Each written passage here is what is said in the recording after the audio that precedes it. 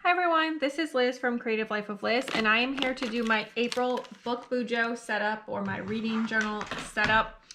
This is in my American Crafts dot grid that I've been using this year. I got it at Michael's, has a little gold foil, super cute. Before we get started on setting up April, I do want to walk you through kind of where I'm at so far for the year. So starting out at the beginning, nothing's really changed there. Today is Wednesday, the 27th of March. So I have just these 5 days left in March that haven't been filled in. But I've done pretty well in my reading, including the week that I was in Paris. Surprisingly, not terrible reading overall that week as well. I am keeping up on all my goals. And then over here, did the buzzword challenge. So I'll need to figure out how to fit in nature words in April. I finished the Read Around the World-a-thon. And then I'm making good progress on the pop sugar challenges. I feel like I'm on the really hard ones now, but hopefully I can get through these by the end of the year. And then I'm also making decent progress on Romanceopoly. I have read 11 of the prompts as of now, so making decent progress there. And then I have been keeping up with the Adventures in Aldea as well. Skipping ahead, the next things you did not see was closing out my February. I did have one page left over, so I just put a little quote here. It's not perfect, but it was fun to hand leather. And then my 2024 for February book summaries. My favorite read was If Only You by Chloe Leese. It's a Bergman Brothers book. I just love that series. The Float Plan by Trish Dollar was probably the one that I was most excited about because it was the biggest surprise for me. I thought it was just going to be okay, but it turned out to be really good. My biggest disappointment was Followed by Frost by Charles N. Holmberg. I really just thought it was going to be better, but it was only okay in my opinion. And then my top of the month for my recommendations, the Bergman Brothers series, as you might have guessed. I read State of Mind by E.M. Lindsay, which was so emotional. How to Win a Breakup by Farah Heron. It was fun YA read. I don't read a lot of YA at this point, but I thought it was pretty good. The Glass Universe by Dava Sobel was very educational in a good way. Float Pan by Trish Dollar, which focused a lot on grief processing, which was interesting. And then Surely You Can't Be Serious by Z.A.Z. That was funny but informative. Kind of talked through the creation of Airplane the movie, which was pretty fun. Moving into my statistics, in February I read 40 books and about a little over 10,000 pages. So definitely pretty good reading month. Decent-ish ratios here. Decent-ish reading here. Lots of contemporary romance for the month. Definitely reading a lot on Kindle Unlimited. So you can also see all the ebooks really went with Kindle Unlimited. And then a lot of recent releases. Again, Kindle Unlimited.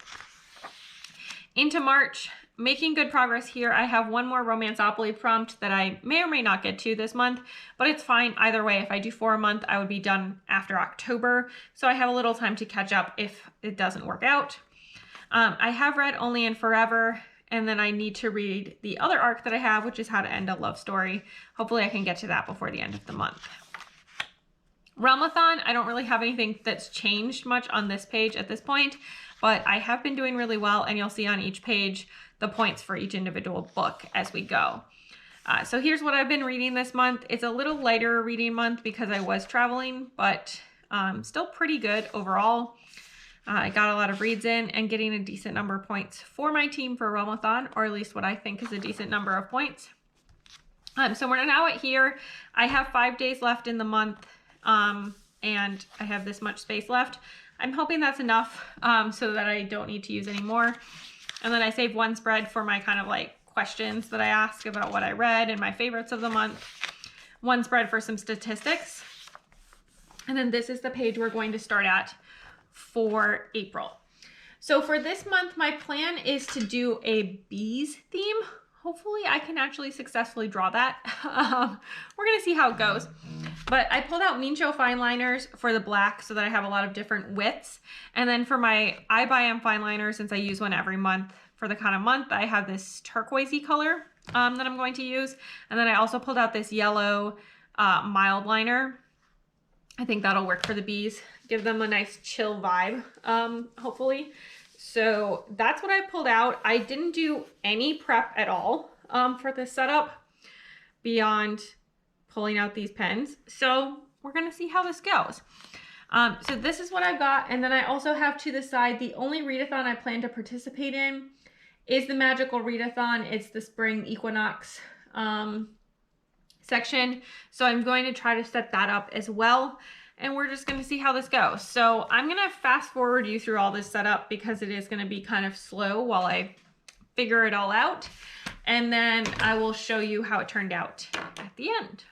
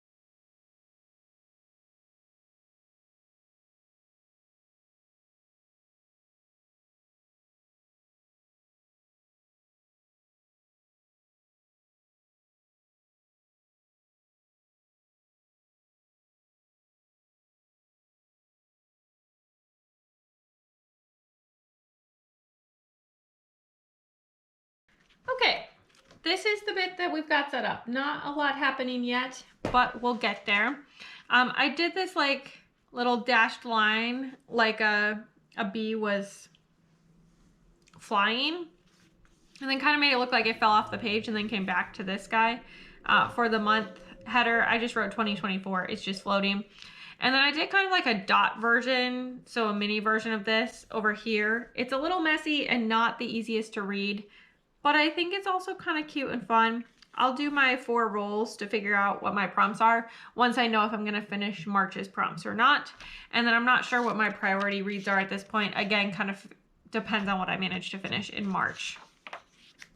And then over here, I use that same kind of dotty header for the magical readathon, just noted host, dates, and then this is the syllabus. I had to go into this page a little bit because of the ones that needed an extra line, but that's fine.